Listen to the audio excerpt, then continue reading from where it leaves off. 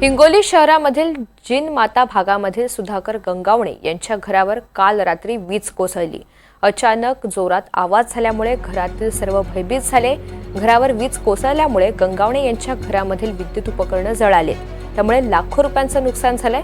तरीही अद्याप प्रशासनाकडून कुणीही दखल घेतलेली नाही। तर सव्वा दहाच्या दरम्यान माझ्या घरावर एवढा मोठा भयानक स्फोट झाल्यासारखं आढळून आलं।